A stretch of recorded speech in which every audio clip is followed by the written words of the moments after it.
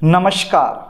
आज का कार्यक्रम विशेष रूप से उन माताओं के लिए बेहद खास होने वाला है जो माताएं अपने बच्चों की शादी में हो रही देरी को लेकर परेशान रहती हैं, चिंता में रहती हैं, बहुत सारे उपाय भी करती हैं, लेकिन फिर भी बच्चों की शादी कहीं पर भी पक्की नहीं हो पा रही है।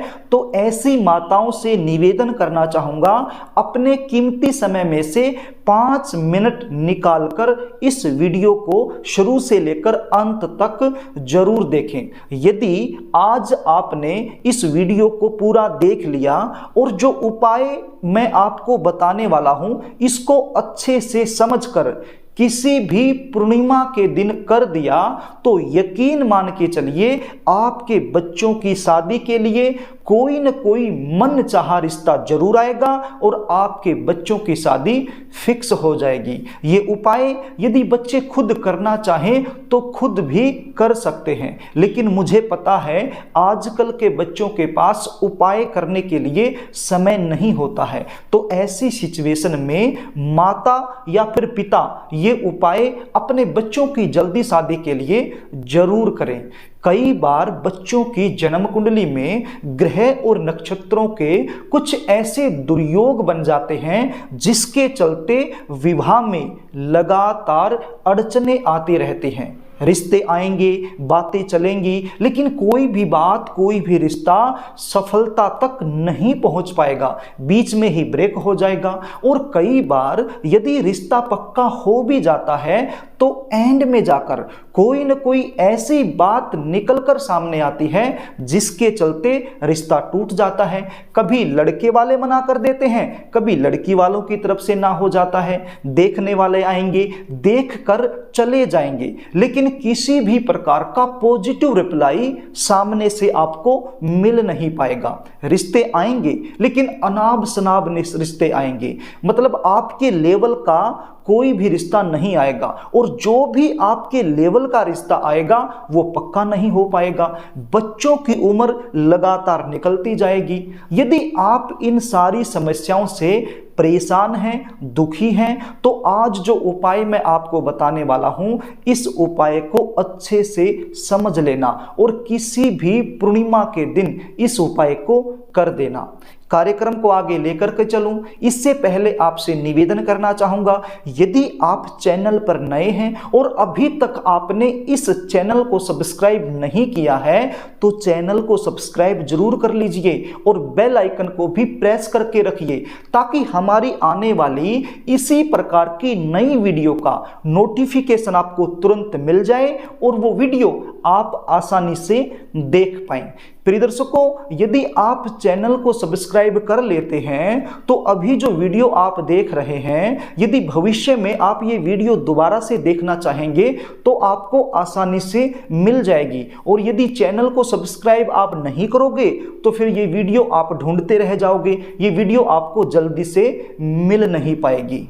प्रिय दर्शकों, अब आप ये जान लीजिए ये उपाय आपने कब और कैसे करना है। ये उपाय करने के लिए आपके पास क्या सामग्री होनी चाहिए। ये उपाय आप किसी भी पूर्णिमा के दिन कर सकते हैं। हाल ही में बैसाख पूर्णिमा आ रही है, 5 मई 2023 शुक्रवार के दिन। यदि ये वीडियो आपको बैसाख पूर्णिमा से पहले मिल जाती है तो फिर ये उपाय आप बैसाख पूर्णिमा के दिन कर दीजिए। और यदि ये वीडियो बैसाख पूर्णिमा निकल जाने के बाद आपके पास आती है तो फिर आने वाली किसी भी पूर्णिमा के दिन ये उपाय आप कर सकते हैं। ये उपाय करने के लिए आपके घर में तुलसी माता का पौधा होना जरूरी है। आई होप सबके घर में तुलसी माता का पौधा होगा, और यदि नहीं भी है तो तुलसी माता का पौधा आप अपने घर में जरूर ले आइए। और क्या चाहिए, और आपको थोड़ा सा केसर चाहिए।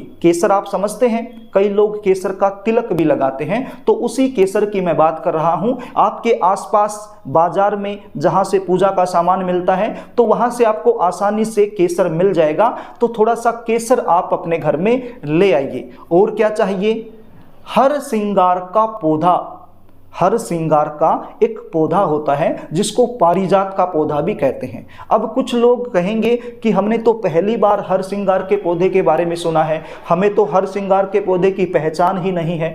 तो ये जो समस्या है आपकी, इसको भी मैं दूर कर देता हूं।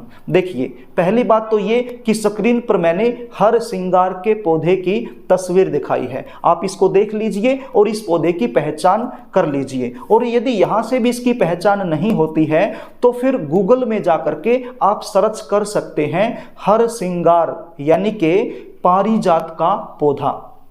देखिए, हर श्रृंगार और पारिजात का पौधा एक ही होता है, तो इसी को हर श्रृंगार का पौधा कहा जाता है, इसी को पारिजात का पौधा कहा जाता है। तो गूगल में जाकर के आप इसकी पहचान आसानी से कर पाएंगे। अब ये पौधा यदि आपके घर में है तो ठीक है, यदि घर में नहीं है तो आपके आस पड़ोस में हो तो वहां आप चले जाइए। आपको क्या लेना है, हर श्रृंगार का जो पौधा है उसकी छोटी सी जड़ आपके पास होनी चाहिए। यदि जड़ आपको नहीं मिले, हो सकता है कि कोई जड़ आपको ना लेने दे, तो फिर ऐसी सिचुएशन में आप हर श्रृंगार का जो पौधा है उसका एक पत्ता भी ले सकते हैं। यदि जड़ मिल जाए तो अच्छी बात है, यदि जड़ नहीं मिलती है तो एक पत्ता आपके पास होना जरूरी है। यदि आस पड़ोस में भी ये पौधा आपको नहीं मिलता है तो आपके आसपास कोई भी नर्सरी हो सकती है। नर्सरी आप समझते हैं, जहां से छोटे छोटे पौधे हम खरीद के लेके आते हैं, वो नर्सरी होती है। तो वहां पर बहुत सारे पौधे होते हैं, बेचे जाते हैं। तो वहां पर आप यदि कहोगे कि हर श्रृंगार या पारिजात का पौधा हमें चाहिए तो वो आपको आसानी से दे देंगे।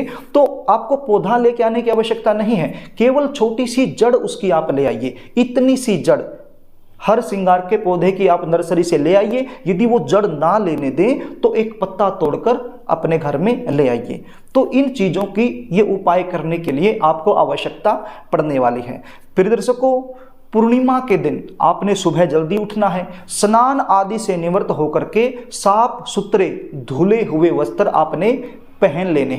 उसके बाद एक कटोरी के अंदर जो केसर आप लेकर आए हैं उसको डाल लीजिए। कटोरी कोई भी हो सकती है, तो उस कटोरी के अंदर ये केसर डालकर थोड़ा सा जल उसमें मिला लीजिए। इसका एक घोल तैयार कर लीजिए। इसके बाद जो हर श्रृंगार के पौधे की जड़ या फिर पत्ता आप लेकर आए हैं, उस पत्ते को या फिर उस जड़ को इस केसर के घोल में अच्छे से भिगो लीजिए।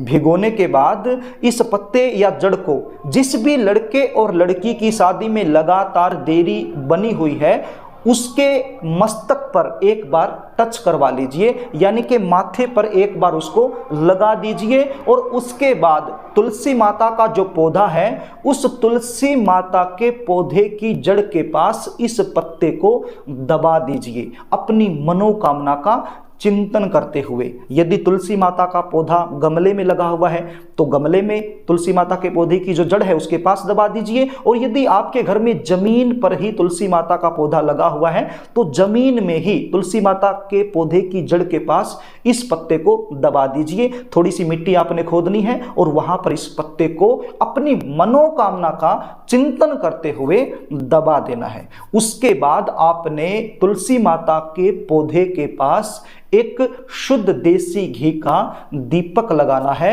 और दीपक लगाने के बाद हाथ जोड़कर तुलसी माता से, श्री विष्णु भगवान से, परम पिता परमेश्वर से प्रार्थना करनी है, अपनी मनोकामना का चिंतन करना है। यदि आप माता पिता हैं तो अपने बच्चों की जल्दी शादी के लिए प्रार्थना करनी है। और यदि आप बच्चे खुद ये उपाय कर रहे हैं तो अपनी खुद की शादी के लिए भगवान से प्रार्थना करनी है। अब आप कहोगे कि हमारे बच्चे तो घर में रहते ही नहीं हैं, कहीं बाहर रहते हैं, तो ऐसी सिचुएशन में ये उपाय हम कैसे करें?